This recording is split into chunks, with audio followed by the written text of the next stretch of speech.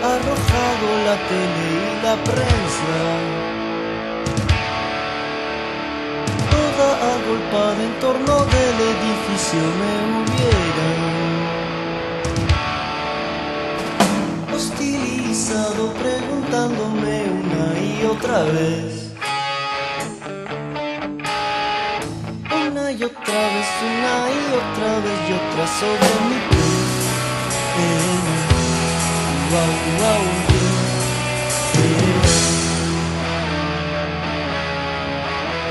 Mi depresión me había llevado al borde y antes de arrojarme yo quería pensar, yo quería pensar, yo quería pensar. Al llegar ellos todo se hizo mucho más confuso. Me señalaban con sus cámaras mientras midían en mí. Y yo a toda la sociedad, si regresaba nadie me trataría de igual a igual, nunca más. Cada segundo que demoraba se decía más imagen pública, la única y pequeña imagen pública que me importaba, la de los chicos y chicas de la escuela, en cuyas casas ahora les preguntarían sobre si me conocían, no dejándoles perdonarme nunca más. Mientras abajo veía ese revoltijo de bomberos, curas y señoras, las muy perras, esperando que me salve para que les deba la sonrisa, para cobrármela con la mirada, para que les debiera la vida. Si me arrojé al fin no fue por la pena que inicialmente me hizo.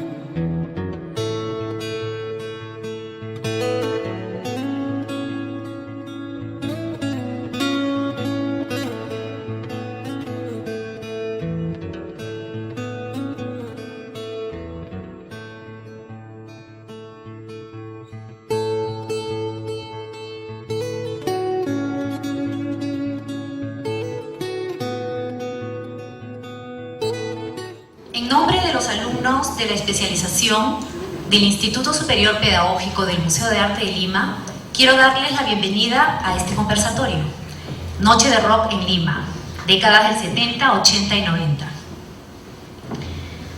Antes de continuar, quiero agradecer a todas las personas que están aquí presentes, a nuestros distinguidos invitados, a la directora académica, señora Frida Melgar, para quien pido un fuerte aplauso, por favor.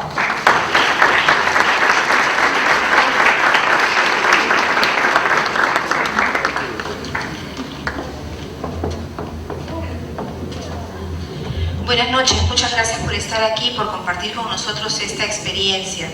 Quería comentarles un poco el objetivo y el desarrollo de esta actividad, cómo así se ha desarrollado. Nosotros dentro del Instituto Superior Pedagógico tenemos programas y carreras. Dentro de los programas de especialización está el diploma en promoción y gestión cultural y en pedagogía de las artes. Uno de los cursos es organización de eventos y protocolo, motivo por el cual estamos desarrollando esta actividad. Para nosotros como institución educativa es muy importante que antes que la formación teórica, que también es importante, se pueda desarrollar la parte práctica. Por eso es la organización de este evento y quiero agradecer al profesor del curso y a todos los alumnos que han confiado en la formación que estamos dando, por las actividades que están desarrollando y sobre todo por el gran esfuerzo que les ha ameritado esta actividad. Quiero agradecer también a los panelistas por estar con nosotros, por acompañarnos el día de hoy y dejarles ya para poder empezar con el conversatorio con Pilar, quien va a presentar a cada uno de ellos. Muchas gracias por estar aquí. Esta noche es muy especial para nosotros, los alumnos, nos hemos esforzado muchísimo. Muchísimas gracias al profesor Roberto Ramírez, que nos ha apoyado en todo momento, a las chicas que se han portado muy bien, y especial agradecimiento a nuestros panelistas, ¿no? Voy a pasar a presentarlos. Ellos son el señor Wilfredo Sandoval, segunda guitarra del grupo Belkins. Un aplauso para él, por favor.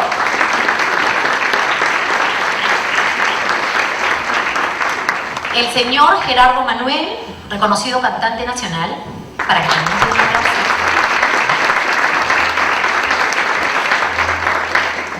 El señor Raúl Cachay, periodista del diario El Comercio. Un aplauso. El señor Juan Carlos Guerrero, también periodista. Y quien será nuestro moderador, el señor inconfundible Hugo Salazar. Un aplauso para él, por favor. Muchísimas gracias. Le concedo la palabra, señor Hugo Salazar.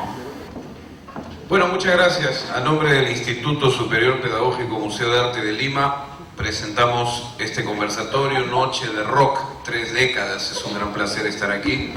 El rock en el Perú tiene una historia bastante accidentada. Hubo momentos de gran apogeo, momentos verdaderamente gloriosos en que se hicieron grabaciones estupendas, eventos extraordinarios, grandes conciertos. Lamentablemente después hubo un gran forado, un gran atasco, que fue, podríamos decir, la segunda mitad de los años 70. Escaseaban las grabaciones, prácticamente no salió un solo álbum entre el año 74, que Gerardo saca Quién es el Mayor, hasta el álbum de Frágil, el primero, la Avenida Larga, estamos hablando del 74 al 81, prácticamente no se grabó nada. Hay como un hueco ahí. Por supuesto habían grupos que tocaban en vivo, había una movida, había un pequeño movimiento, pero no tenía la fuerza que llegó a tener después. Luego, bueno, cambiaron los tiempos, vinieron otras grabaciones, llegaron los años 80, otros artistas, los años 90 con nuevas movidas, con el cambio tecnológico importante del disco vinílico al disco compacto.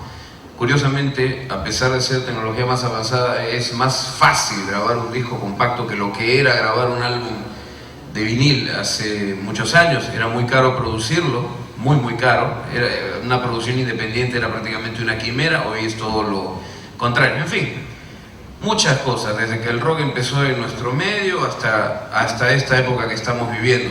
Y los temas planteados son acordes a lo que acabo de resumir en pocas palabras. Vamos a hablar de los inicios del rock en el Perú, cómo llega esta música, por qué vías, qué impacto causa, cómo reacciona la sociedad, porque ojo, el rock no ha sido nunca bien recibido en ningún establishment, en ninguno.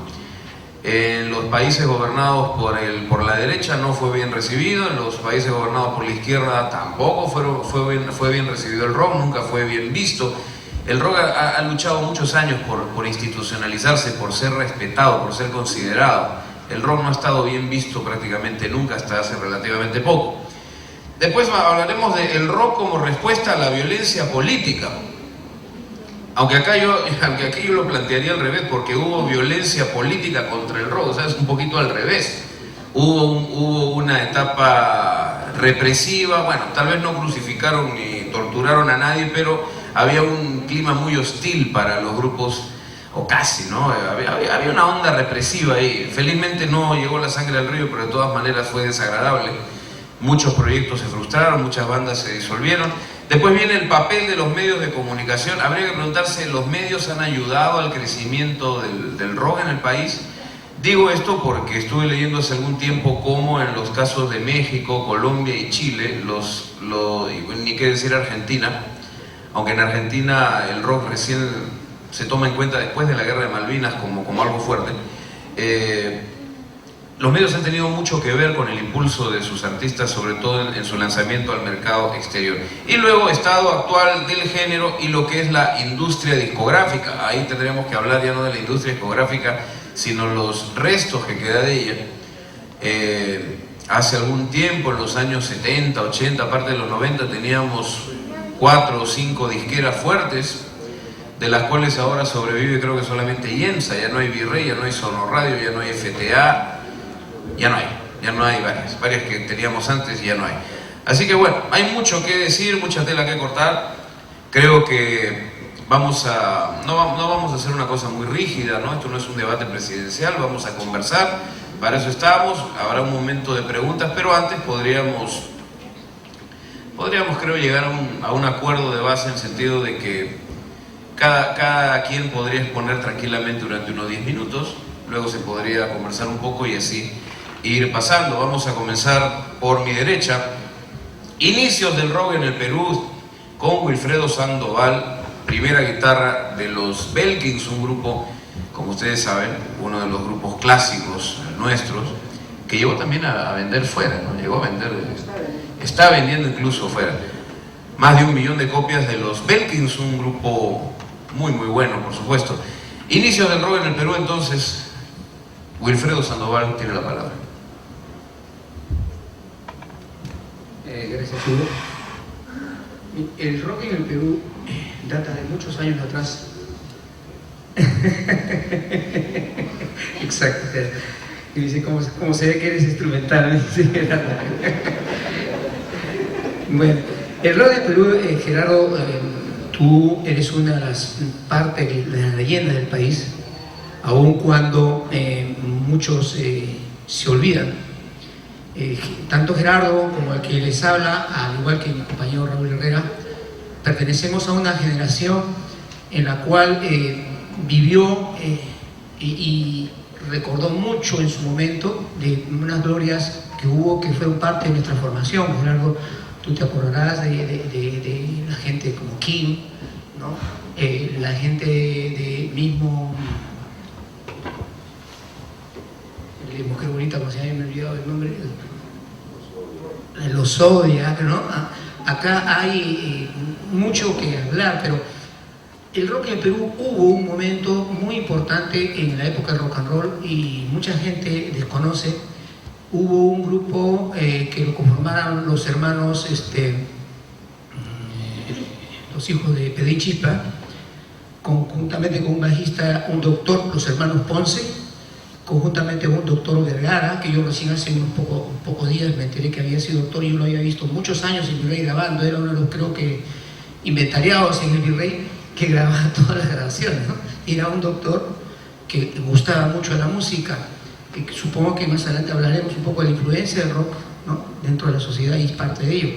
Y yo conviví, viví y bebí de esa gente de los años 50, y fuimos influenciados en su quehacer para determinar cosas de calidad. Realmente quienes hicieron la música en ese instante siempre buscaron ser igual o mejor que ellos. Nunca quisimos ser menos que nadie, ni tampoco sabernos más que nadie. Respetábamos mucho el concepto del compañero de trabajo. Jamás, que yo me acuerde, hubo alguna diferencia entre todos aquellos grupos de que hicimos rock porque uno era más o menos. No, siempre hacíamos tirar para adelante juntos. No sé si tú te acordarás de eso, Gerardo, cuántas veces hemos tocado juntos y hemos hecho, si había que necesitar una guitarra, ahí estaba la guitarra, si necesitabas un amplificador, ahí lo tenías, ¿no? Nos ayudamos mutuamente. Creo que parte del rock tiene sus debilidades en el Perú, porque si revisamos un poco la historia y vemos que vienen una base de cantantes como los señores Jimmy Santi, Jorge Conti, Pepe Miranda, en fin, Gustavo Gil Moreno, un buen cantante, todos ellos hicieron rock en Perú, pero no sentaron las bases suficientes porque cada uno de ellos repetía canciones del extranjero. O sea, comenzamos a construir sobre... No había cimientos en el rock. Yo siempre critico ese aspecto porque los pocos que hicieron composiciones en el país fueron contados con los dedos. Yo me acuerdo algo de los temas de Gerardo en Apocalipsis y algunos más que me hagan recordar, y hubo otros grupos, como el caso de La Agonía, a los New York Sound. Posteriormente ya viene la gente de Frágil, ¿no? Que son unos extraordinarios compositores también y ejecutantes, pero te vas quedando en el camino y vas revisando. La historia nuestra está fundamentalmente en repetir esquemas distintos a los que nosotros podíamos desarrollar. Entonces de allí un poco nace toda esta historia. Tienes a la gente de Los Saicos, por ejemplo. No hace mucho Los Saicos fueron premiados por ser el grupo que instituyó el pan en el Perú, y sin embargo poco ha sido difundido este hecho, ¿no? Ha habido creatividad en el Perú, pero esa creatividad ha ido minimizándose desgraciadamente un poco. También hay que ver en qué medida los medios de comunicación colaboraron con eso. Hoy en día me da mucha pena ver que las radios han cerrado, por ejemplo, las puertas a los grupos nacionales, ¿no? Es muy difícil ver o escuchar música de rock nacional. Prácticamente está sucumbida en el suburbio, debajo de la alfombra, y eso es algo que nunca nos sucedió a nosotros, por ejemplo, ¿no? Hubo una cosa muy distinta en esa época. Evidentemente las disqueras jugaban un papel importantísimo en la difusión. Yo me acuerdo también, y disculpa Gerardo que te mencione, tú trabajaste en Virrey conjuntamente con nosotros y tú eras parte del esquema de la organización de Industria Musicales en Virrey, y tú tenías que ver la parte de lo que eres el gerente de repertorio extranjero y todo, ¿no? Entonces tú, y nacional, por supuesto que se veía todo el avance del extranjero y qué había en el extranjero y qué podíamos ver o hacer en el país. Yo no conozco, como decía Hugo ahora, las disqueras prácticamente han desaparecido por completo. Hoy en día son la mínima expresión. Yensa queda, pero en realidad es una oficina muy pequeña, con otro espíritu, además, ¿no? Entonces, eso es parte de la historia del rock, que es lamentable. Tú grabas tu álbum y ellos te lo pueden distribuir, pero ya no es la cosa como antes, que firmabas un contrato. No, porque nosotros, por ejemplo, teníamos un contrato que tenía regalía del extranjero, un derecho de grabación, o sea, el acto de grabar no nos pagaban, ¿no? Y además las regalías de venta local con separadas de la venta del extranjero, ¿no? O sea, había otros esquemas. Hoy en día yo veo que los jóvenes sufren mucho por hacer un disco, por ejemplo, ¿no? Les cuesta demasiado, no solamente el dinero, sino el esfuerzo de luchar por poner sus obras al aire. Además, aparte de la piratería, ¿no? Yo el día de hoy en la mañana, disculpe que haga este tipo de exposición, conversaba con mi familia, digo, es tan sencillo resolver el problema de la piratería, simple y llanamente prohibir por completo que las municipalidades, todos aquellos negocios que venden piratería, cerrarlos, y además que estén inscritos en la SUNAT, todos aquellos que están con piratería, no dejarlos hacer ningún tipo de actividad y no de permitir bajo ningún punto de vista que siga progresando. Hay formas de poderlo hacer. Ponernos de acuerdo también con los precios exagerados con que las disqueras venden atentan contra la capacidad de compra de la gente. Es muy lógico, lo haría cualquiera. Si un disco vale 30 soles y vean que por ahí se lo venden a 3 soles, la gente lo compra a 3 soles. Wilfredo, yo quería hacerte una pregunta aprovechando esto. Dime. Cuando viene la eclosión del rock ya muy fuerte en los años 60, sí, yo francamente era muy niño. Sí.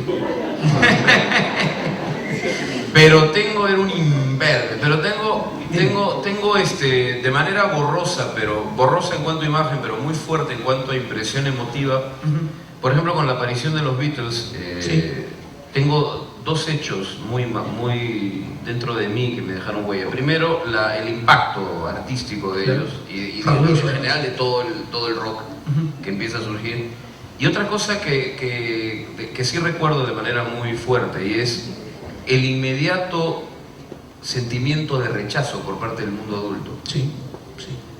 Pero yo lo vi desde lejos. Sí, sí. Porque era muy chico, yo estaba más preocupado por el Pato Donald que por Mick Jagger. Entonces, pero ustedes sí lo vivieron, sí, porque ustedes sí se dejaron crecer los primeros cabellos largos, ustedes empezaron con eso. Comenzando, sí. No, con esa música de drogadictos, horrible, ¿no?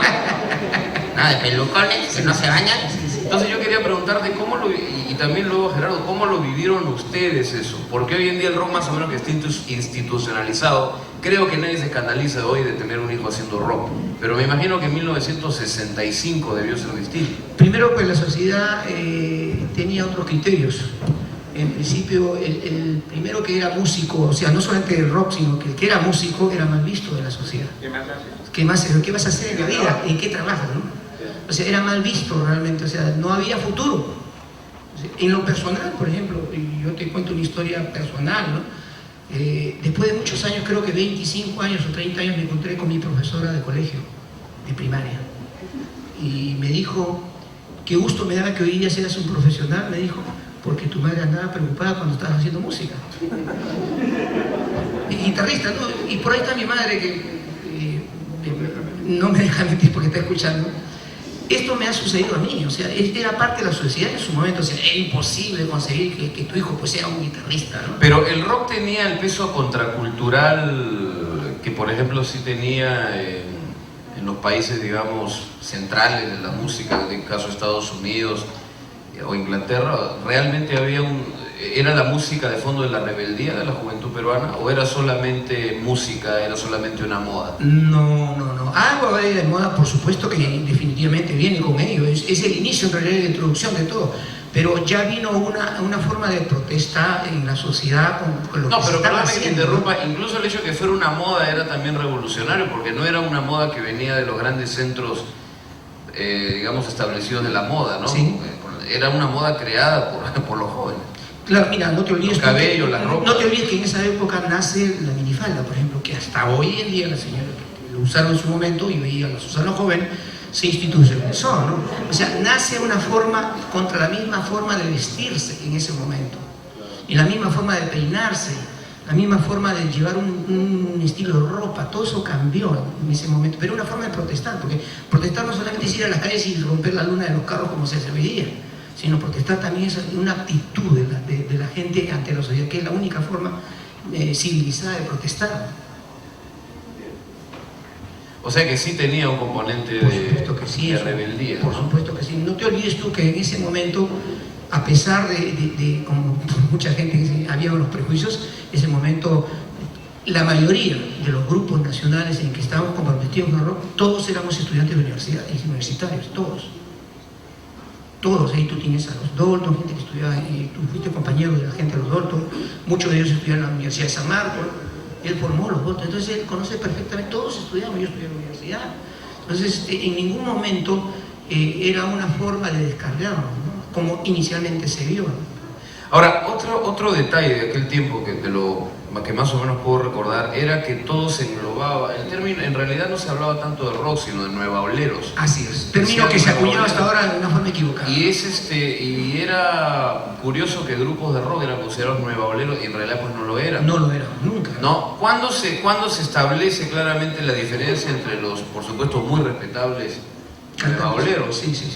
y los rockeros? Ya pues la gente, ¿no?, metida realmente en el rock, no en el pop. Ya había en esos años en Canal 4 un programa de música, de rock, donde el peso importante inicialmente eran de los cantantes solistas, en este caso lo tuvimos los nuevoleros, pero comenzaron a ingresar grupos ahí, como los Alfiles, los Zodiac, entraron los Chain, porque los Chain entraron muy jóvenes, los Chain entraron de los 13 años de edad, si mal no recuerdo, Gerardo, muy joven, entraste tú, Barrera, uno de los más jóvenes, un baterista de los más jóvenes que hubo. O sea, nosotros comenzamos muy pequeños, en realidad yo comencé a los 14 años. Por eso que un poco nos ves un poco todavía joven, ¿no? ¿Y cuáles eran, por decir así, las fuentes de abastecimiento? ¿Simplemente la radio, alguna película? ¿Hay algún acontecimiento que marque un antes y un después en cuanto a la relación del rock? Básicamente hubo un momento que se llamó la invasión británica, que fue un momento muy fuerte. Bueno, ahí se universaliza todo, ¿no? Porque antes era un poco un fenómeno... Sí, aislado, así gringo básicamente, pero ya cuando los ingleses invaden el mundo con su música, con su concepción musical, la música Mersey, ya comienza totalmente a universalizarse. Y es cierto que hasta comienzos de los 70 el rock peruano, tratando de ser realistas, ¿no? Todos amamos al Perú, todos queremos ver al Perú número uno y todo eso.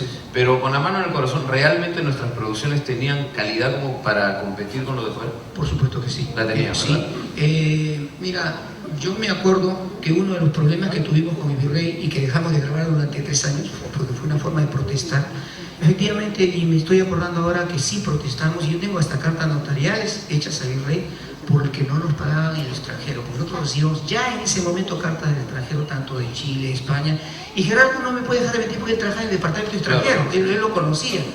Gerardo Manuel yo le invito en el año 71 a grabar un disco que fue el último que grabamos y salió en el 73 en un canal que se llamaba Años Cruentos.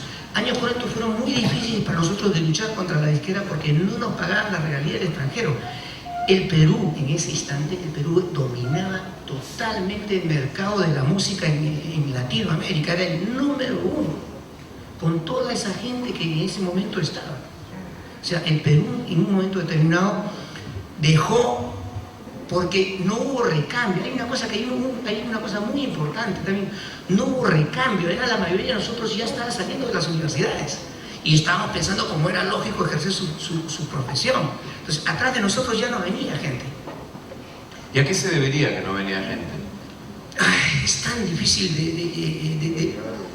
sí, es tan difícil que te puedo decir por qué en ese momento el gobierno militar nos vio tan mal. Nos decían que eran actos de perdición las matinales y eso jamás fue así. Nunca fue así. En realidad... ¿Por algo eran matinales? Eran matinales que los jóvenes, mira, que en ese momento los jóvenes... Domingo. Como hoy día, que son familias y no cuentan con los recursos, buscaban que ejercerse recursos económicos.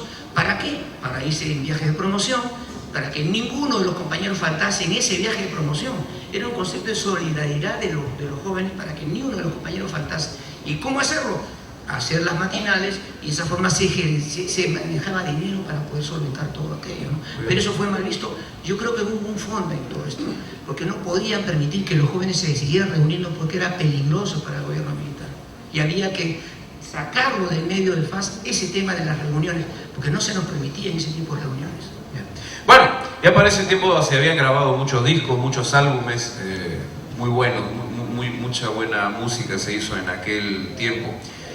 Y bueno, después vino este problema del gobierno militar. Pero yo quiero preguntarle a Gerardo, ¿cómo llega el rock and roll a ti, hasta Ica? ¿O no vivías en Ica en aquel tiempo? No, sí, en esa época vivía en Ica y primero, buenas noches a todos. Gracias por permitirme participar esta noche de este evento que considero muy importante, aunque pido licencia a los organizadores para también explayarme un poquito sobre 2 décadas que no han sido mencionadas en el conversatorio, que son muy importantes, los 50s y los 60s, porque sin eso creo que no podemos hablar del resto. Siempre uno tiene que remontarse a las bases, a cómo comenzó todo, creo yo. Efectivamente, mi primera experiencia musical, aunque no fue el rock, porque como una ciudad de provincia, que era Ica, pero era una ciudad que en aquel entonces tenía un movimiento cultural envidiable. Tenía su orquesta de cámara, orquesta sinfónica, o sea, era una cosa realmente rara, inusual para una ciudad prácticamente pequeña y con poca población. Tenía 3 emisoras, yo fui fundador de una de ellas a los 13 años, hice mi primer programa de radio, y lo curioso es que escuchaba de todo. Yo crecí nutriéndome de todo tipo de música, como siempre me dijo mi madre, que era concertista de piano. Si tú quieres ser músico, debes aprender a escuchar todo tipo de música para formar tu oído, para poder también tener una base, un concepto sólido y poder conversar, intercambiar opiniones, criticar si quieres lo que estés escuchando. Y eso me sirvió muchísimo porque lo primero que llegó a mí fue la música de Bill Haley y sus Cometas.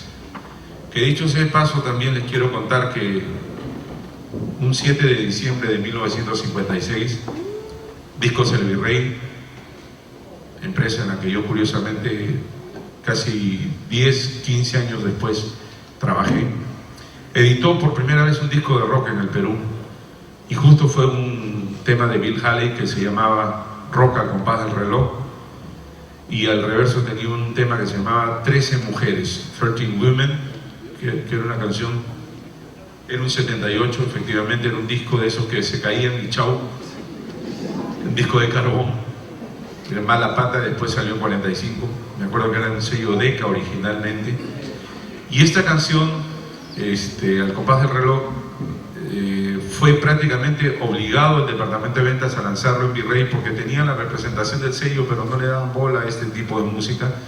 Gracias a una película que llegó, que se llamaba Semilla de Maldad, o Blackboard Jungle, con Glenn Ford, y en la película se escuchaba la canción. No se veía Ben Haley con su grupo, pero se escuchaba la canción, y cuentan la historia que en todos los cines del mundo donde fue exhibida esta película, en la parte de la canción la gente se ponía eufórica y se notaba que algo había en este nuevo tipo de música que recién había sido bautizado como rock and roll, porque cuando recién se grabó el tema no se conocía como rock and roll, sino como boogie boogie. Todavía no había sido acuñado el nombre por Alan Freed, un DJ de Cleveland. Y esa fue la primera vez que el Perú pudo tener acceso a este tipo de grabaciones. Luego, el 31 de enero de 1957, Mario Castro, en su columna del Comercio, escribe: los jóvenes eufóricos que llegaron al cine Perricholi tuvieron que suspender la función, rompiendo las butacas porque ya no querían ver a la bailarina Anacaona, que era la que seguía en el espectáculo, y todos gritaban: queremos rock and roll, queremos rock and roll. No queremos rock, sino queremos rock and roll. Y el virus del rock and roll ha llegado a Lima, decía Mario Castro para terminar su columna, y está en manos de la policía ponerles la vacuna. Textualmente decía eso, imagínense ustedes, 1957 en el Comercio. Los tiempos cambiaron muchísimo en los siguientes 10 años, porque las radios comenzaron a difundir este nuevo tipo de música de una manera ya, vamos a decir, inundaron las ondas radiales con el rock and roll en todas sus manifestaciones. Y después vienen a formarse los primeros grupos en el Perú a finales de los años 50. Grupos básicamente vocales, como los Crepes, por ejemplo, que para quienes no lo sepan, los Crepes hicieron la primera fusión de música peruana con rock, una canción que se llamaba La Molina, le pusieron un ritmito de limbo rock se llamaba el estilo, y a La Molina no voy más. En ese primer long play lo grabaron los Crepes, que eran un trío, y luego a comienzos de los 60 se producen también las primeras manifestaciones grabadas de los grupos peruanos que después dejaron una huella, como los Zodiac, los Sunset, los Alfiles, los Drags, y luego vinieron los grandes de los Saicos, que revolucionaron la música porque fueron uno de los primeros grupos que hacía composiciones propias, no solo en castellano sino también en inglés, y que están reconocidos mundialmente como uno de los grupos pioneros del punk. Se le llama proto-punk a la música que hacían los Saicos. Yo recuerdo, y permítanme hablarles en primera persona, recuerdo que estaba en el Cine Tauro con mi madre, un amigo y su mamá también, de espectador nada más, todavía no tenía mi grupo acá, y vi actuar a los Saicos, y le dije: mamá, yo quiero tener un grupo como ese. Y me dijo: ¿estás loco? Eso grita, me dice.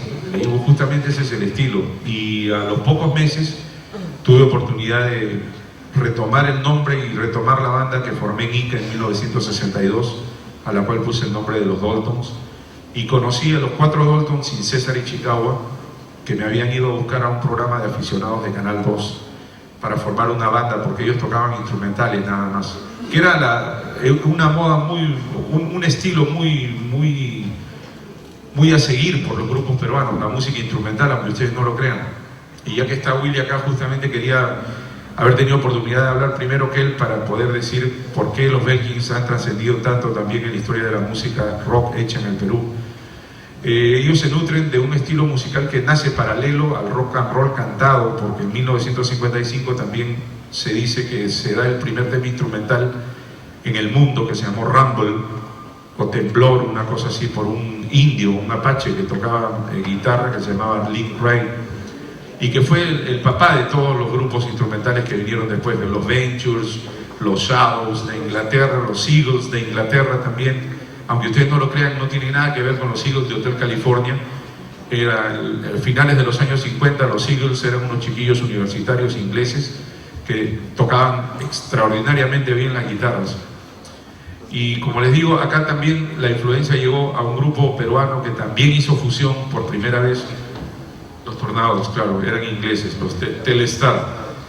El grupo este se llamó Los Incas Modernos. Fueron el primer grupo peruano que grabó un long play y tenían El Carnavalito, esa célebre canción folclórica nuestra. El Carnavalito es una versión rockeada muy bien lograda y recordamos a los Incas Modernos, que por supuesto, por eso les decía que vale la pena hablar de los años 60, de los 50, 60, porque hubo antecedentes a todo esto que ustedes han o están oyendo hablar y contar. Esta gente yo creo que merece siempre el reconocimiento porque son los que nos enseñaron, los que nos guiaron, los que nos dieron los primeros pasos. Y volviendo a lo de los Daltons, como les digo, cuando yo vine acá de Ica, conocí a estos 4 chicos que tocaban instrumentales y querían un cantante. Les gustó cómo cantaba yo y me invitaron. Cuando me preguntaron qué nombre quería poner al grupo, si tenía alguna idea, me acordé del grupo que había tenido en Ica, que se llamó Los Daltons, y justo lo saqué porque era el nombre del sello discográfico de los Ventures, uno de los grupos instrumentales más grandes de todos los tiempos. Era Dalton Records, de ahí viene el nombre de la banda. Luego los Shanes me invitan a cantar con ellos y paso yo a los Shanes y César Ichikawa se queda cantando con los Daltons hasta finales de los años 60. El resto de la historia creo que es conocida y que la puede contar mejor que yo cualquiera de nuestros amigos panelistas invitados. Yo quería solamente hacer hincapié en esto, ¿no? Que en los 60 tuvimos un movimiento muy importante, quizás el más importante en Latinoamérica, de verdad, pero que por cuestiones que todos conocen se quedó prácticamente en archivos casi inaccesibles antes de la internet. Gracias a la computadora y a la internet que se han rescatado muchísimo de esos archivos y esperemos que haya gente como Andrés Tapia, un gran amigo nuestro, un joven que está recapitulando gran parte de la historia que pensamos que se había perdido. Inclusive Andresito tiene material que nosotros, los antiguos, no tenemos en nuestros archivos y hemos podido rescatar gracias a él.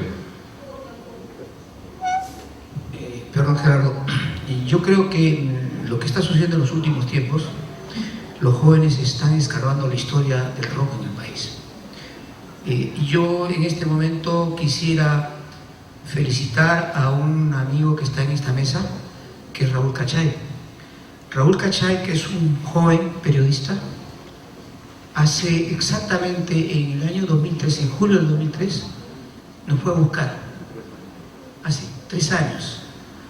Él nos vino con una noticia de lo que estaba pasando en Madrid con nosotros, y nosotros no lo sabíamos, porque eso lo he filmado, dicho se pasó por una expresión nuestra de asombro, y es producto de que ellos están inquietos de saber qué pasó en el Perú con el rock, dónde está ese bache que no lo encontramos. Porque el rock en Perú, muchos de los jóvenes piensan que en el año 80 comenzó, y lo cual no es así, efectivamente, como dice Gerardo. Lamentablemente muchos álbumes clásicos se perdieron, pero curiosamente ahora se pueden encontrar de nuevo, están volviendo a salir cosas, por ejemplo, y muy bien presentadas, muy buen sonido, cosas de La Agonía, cosas de We're Together, en fin, Lo mismo Shane, yo he visto los Shanes, los Daltons, de todos. Felizmente, de Traffic Sound, por ejemplo, hay unas ediciones buenísimas ahora, con un sonido espectacular.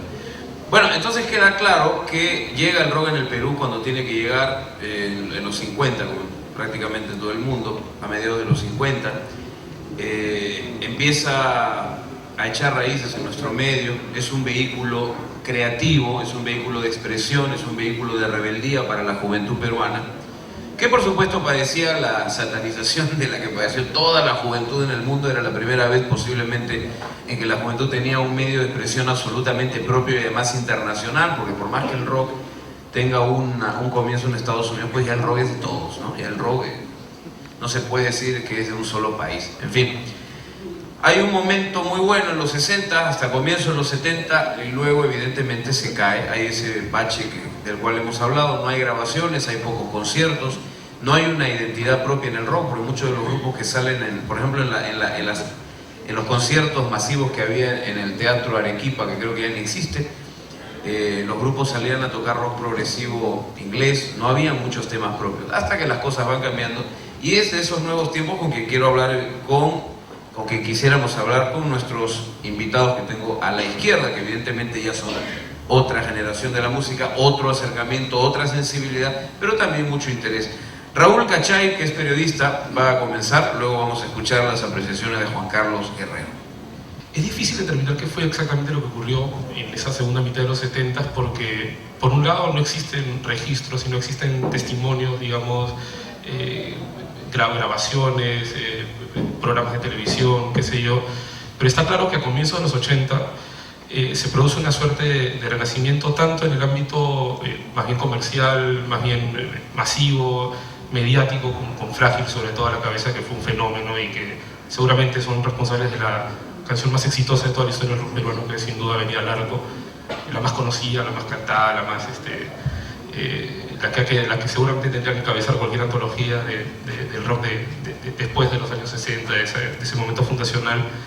Pero también ocurre el rock subterráneo, empieza a producirse esta necesidad expresiva mucho más quizás radical, mucho más combativa y mucho más independiente, que prescindía de los medios, que prescindía de la industria, que ya era precaria en ese momento y ahora es prácticamente inexistente, y especialmente del mercado, y desarrolla un movimiento que, si bien probablemente no fue tan masivo como algunos quisieran ahora, construyendo leyendas y mitos sobre ese momento, pero sin duda fue significativo, y la huella de ese momento importante sigue hasta ahora, y basta ir a un concierto en el centro de Lima o en Los Olivos para entender que probablemente el rock peruano actual no sería nada sin esa explosión de creatividad y de rabia que probablemente fue la que alimentó todo este movimiento del llamado rock subterráneo.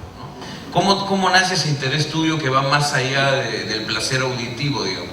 Bueno, mi primer acercamiento es obviamente como un fan, como un no sé, un melómano, alguien que disfruta mucho de la música, y luego entendí que dado que me había convertido un poco al azar en periodista, que tenía que cumplir, digamos, suena un poco ostentoso, pero sí la obligación o el deber de hurgar un poco en el pasado y de tratar de entender qué fue lo que ocurrió, de reconstruir la historia para poder entender el presente, que es básicamente lo que se debe hacer, creo que en cualquier actividad artística o para poder encontrar las raíces de lo que ocurre ahora y probablemente desentrañar y determinar cuáles son los problemas que siguen sin duda agobiando el desarrollo y la evolución del rock peruano. Por eso me interesó, por ejemplo, los Belkins. Para mí fue muy lindo, ese es uno de los momentos que más atesoro de mi todavía corta carrera en el periodismo, fue lograr, que fue casi una labor de detectivesca, encontrar a Willy, a Raúl y a los demás integrantes de los Belkins originales, y básicamente enseñarles que como suele ocurrir aquí, era precisamente de afuera donde se empezaba a rescatar y a revalorizar la música que se hizo acá en esos años, y que era necesario que ellos supieran que su música era apreciada afuera y que valía la pena que bueno, volvieran a vincularse con la música, porque en muchos casos yo sentí que salvo por Raúl, que seguía muy relacionado con la música, ofreciendo conciertos y esto, muchos de ellos ya habían perdido, bueno, salvo por, digamos, de manera doméstica, habían perdido un contacto con la actividad musical, y para mí fue genial que a raíz de eso decidieran volver a tocar y que ahora uno pueda ir a un concierto de los Belkins como probablemente nuestros padres lo hacían en los años 60. Juan Carlos Guerrero, que también es periodista, que también ama esta música y que tiene también que transmitirnos sus pensamientos. Muchas gracias, Hugo, muchas gracias a todos los que me permiten acompañarnos en esta mesa. Es un honor verdaderamente compartirla con ellos, y gracias a ustedes por asistir. Pues bien, primero que nada, persistir hasta la saciedad en esta necesidad de rescatar el pasado y de reconocerlo. Desafortunadamente, entre otras circunstancias que caracterizan a nuestra sociedad, digo desafortunadamente porque tenemos muchas positivas, pero una de estas tantas negativas es que al parecer en el país no existe una vocación por el recuerdo, por la historia, por revalorizar nuestro pasado. Pocas veces se tiene en consideración real que para poder sostener el futuro y mirar más adelante de él es necesario conocer nuestro pasado. Sin la base, evidentemente todos sabemos, no podemos construir una edificación. Y en el caso de la música rock, como el de otros géneros y géneros artísticos y musicales, desafortunadamente sucede esto. Reiteradamente se ha escuchado a lo largo de los años lo que se viene mencionando hace unos instantes. No existe manera de conocer visualmente y hasta hace un tiempo auditivamente qué es lo que había sucedido. De tal forma que me permito insistir, a manera de homenaje, si me permiten, las personas que están aquí acompañándonos en esta mesa, que son la historia viva de este movimiento surgido en el Perú, que es importantísimo que tengamos esa necesidad permanente de valorar, reconocer y de mirar hacia atrás. El borrón y cuenta nueva es algo que desafortunadamente se quiso institucionalizar en el país y es algo que no funciona. Lo que quiero, para cerrar este primer aspecto de mi intervención, es señalar que se ha sido muy injusto con lo que se hizo en el pasado. Wilfredo dijo en algún momento que muchos piensan, o muchos pensaban antes, que el rock había empezado en los años 80 con la explosión del rock subterráneo. Pues bien, yo creo que eso tiene su asidero, entre otras cosas, en la negación de la información. Cuando un país no está informado, cuando una sociedad musical no está informada, es casi imposible que podamos saber y reconocer cuáles fueron nuestros antecedentes. ¿Qué fue lo que sucedió a finales de los años 70? Este gran agujero negro en el cual cae el rock peruano es la gran pregunta que muchos se han venido haciendo a lo largo de los años y que, entre otros avatares profesionales, me permití intentar investigar, tratando de encontrar respuestas, conversando en algunos momentos con personajes como los que están aquí y algunos otros que pertenecieron. Y en realidad, más allá del concepto valorado de que fue la dictadura militar la que opacó el movimiento productivo en el país, han surgido una serie de cuestionamientos, algunos creo malintencionados, como decir que no hubo las suficientes agallas para defender lo que se hacía en el Perú por parte de los músicos. Yo creo que eso es absolutamente injusto, castigarlos y etiquetar a los músicos del pasado diciendo que no tuvieron agallas como tuvieron otros músicos en otros países para defenderse de la dictadura. Yo creo que una posibilidad, y en todo caso quienes están aquí podrán desmentir o afirmar, me someto por supuesto a su juicio de valor, yo creo que es el hecho de que no hubo un sostenimiento industrial de la música en el Perú, no hubo un concepto claro de lo que se quería. Pienso yo que se hizo mucho por las ganas, por la necesidad de crear arte, por ese impulso juvenil, y quizás no se supo más adelante o no se estuvo preparado para contrarrestar situaciones tan negativas como la de la dictadura militar que trajo abajo el rock. Hubo un atraso tecnológico también. Inevitable, obviamente. Llegó un momento en que realmente una grabación nuestra no podía competir con las de fuera, porque si tú comparabas un disco peruano con uno mexicano o español, la diferencia de calidad era muy grande. Exacto. El cierre de importaciones, como todos ustedes recordarán, no se podían comprar equipos, ¿no? Había dificultades para importar equipos. Las pocas casas musicales, entiendo que aparecieron en los 60 y hacia mediados de los 70 fueron desapareciendo porque no habían facilidades para importar. Y simplemente quiero aclarar el tema de los músicos defendiendo, rescatando. Creo yo que eran probablemente demasiado jóvenes como para poder entender algo que era muy sui generis en una región como Latinoamérica, atrasada por cierto, como para poder entender lo que se podía hacer. En todo caso, por supuesto me someto al juicio de valor de los acá presentes para poder interpretarlo mejor. Juan Carlos, ¿me permites solamente un minuto? Por supuesto, Gerardo. Quiero contarles a nuestro distinguido público, jamás me ha gustado el figuretismo, ni el yoyismo, ni cosas por el estilo, pero lo que tú comentas es muy cierto, es injusto decir que nadie luchó, porque yo fui uno de los protagonistas directos en mi álbum ¿Quién es el mayor? Y eso te lo conté en una entrevista que me hiciste. Exacto. Grabé una canción que se llamaba Disculpe Señor y otra que se llamaba Pirámide, donde criticaba el gobierno de turno, que es el gobierno golpista, y terminé en seguridad del Estado de la manera más absurda. Me fueron a buscar a Radio América, yo tenía mi programa en esa época, el señor Nicomé de Santa Cruz, para mí un genio del vivo, desaparecido trágicamente, Pochito Purizaga, Rafael Purizaga, un excelente músico, y también a otra heroína del rock peruano que muy poca gente recuerda o conoce, que se llamaba Nelly Mendívil Castro, que era realmente la madrina de los músicos peruanos. Ella tuvo un programa muchos años en Radio Miraflores y era la juventud peruana en órbita, ¿no? Avanza, Celebra y Triunfa. Y ella, durante... A los instrumentos nuestros que trimestralmente nos pagaban 54.000 soles de esa época. Cuéntanos de la franja, ¿qué era?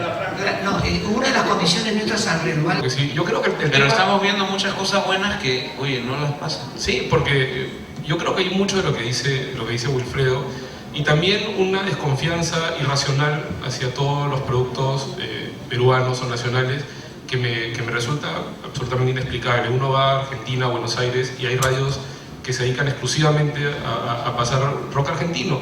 Y es rock, bueno, uno puede discutir algunas bandas u otras, pero se está creando un mercado y se está ampliando la audiencia, porque lastimosamente la radio es fundamental para que el rock se convierta en algo masivo, y lamentablemente me duele mucho decirlo porque es el género musical que más me interesa. El estudio Abbey Road, donde grababan los legendarios Beatles, creo que fue el Cementerio Club, claro. Fucking Sombreros también, ¿no? Es hecho por peruanos, y eso realmente nos da a la gente de la generación a la cual pertenecemos, y uno de esos símbolos que está a mi lado, nos da el orgullo de haber hecho que podemos trascender en el tiempo. Yo siempre escribo a muchos jóvenes que el deseo nuestro es seguir viviendo eternamente. Nosotros creemos que no vamos a morir, porque viviremos en el corazón de todos esos jóvenes. No sé si está presente un joven que me escribió antes de ayer y me dijo: la música de ustedes es un boom, yo solamente tengo 22 años y los conocí cuando tenía 17 años. Dígame dónde voy a verlos, porque no quiero morirme sin haberlos visto. No sé si estará realmente el joven que me escribió, pero yo le dije que el día de hoy iba a estar. Entonces esas cosas las hemos... No sé si se murió. Pero cuán importante es para los que hemos tenido un puente que los jóvenes transiten sobre él, sin el ánimo de decir por qué tú transitas en él, sino usar el puente. No olvidarse que ese puente lo hemos hecho nosotros, pero no estamos cobrando tráfico por él, sino que úselo.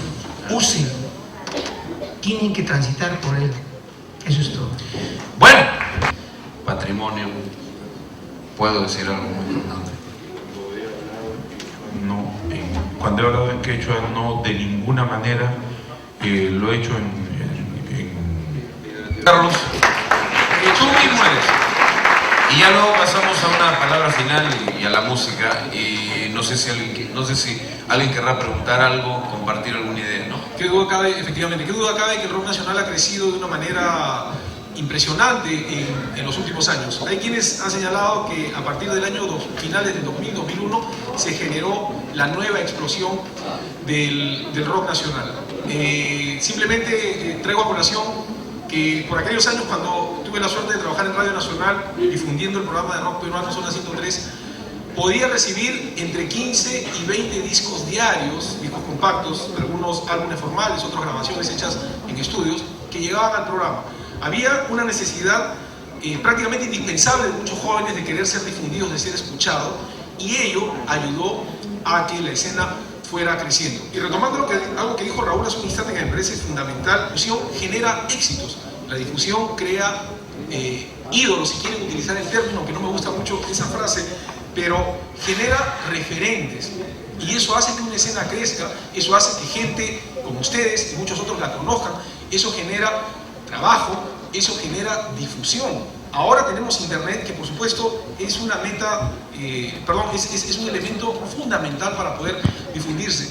Pero en un país como en el Perú, donde no tenemos tantas facilidades tecnológicas como otros, es decir, hay muchas radios en internet que difunden el rock peruano, pero el gran problema es cómo hago si quiero escuchar ese programa y estoy en el taxi, tengo que ir al baño o tengo que trasladarme, no me puedo llevar la computadora. Por eso es vital todavía e importante que las radiodifusoras formales, las que conocemos todos, puedan difundir el rock nacional. En estos años, y con esto termino, Hugo, se generó, estaba Disco Club, gracias a Dios todavía al aire, estaba Sergio Gagliani con su programa en Radio América, estaba quien les habla con Zona 103 en Radio Nacional, los medios estaban muy comprometidos con este resurgimiento, este renacimiento del rock peruano, y se generaron cosas impresionantes. La producción discográfica y la calidad ha crecido de una manera verdaderamente apreciable, que va mucho más allá de lo que quizás cada uno de nosotros se puede imaginar. Indispensable, creo yo, la difusión, pero por sobre eso, indispensable que cada uno de nosotros, si es que nos interesa el rock, porque por algo estamos aquí, buscar información y de que sepamos algo. Muchísimas gracias a nombre de los panelistas, a nombre de Wilfredo Sandoval, de los Belkins, Gerardo Manuel, la enciclopedia viviente de la música rock, Raúl Cachay, periodista, y Juan Carlos Guerrero, también periodista, y un servidor, Carlos Álvarez.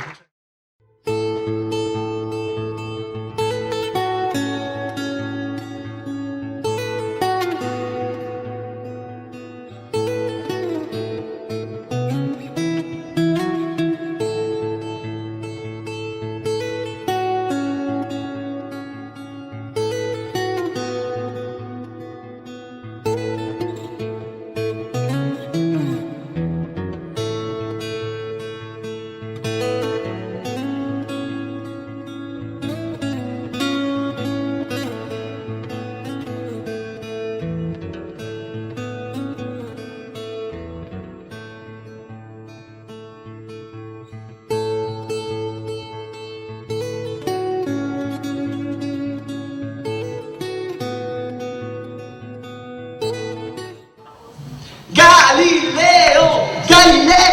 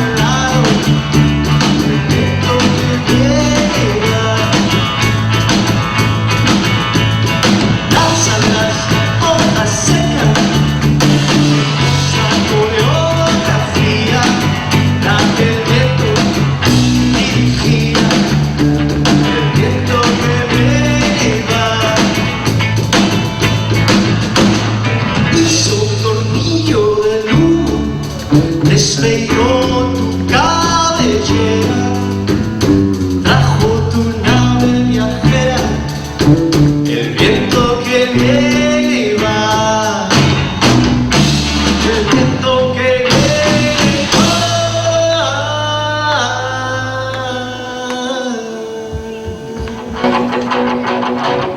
La chica de mis sueños es la que me mata. ¡Vive el cine!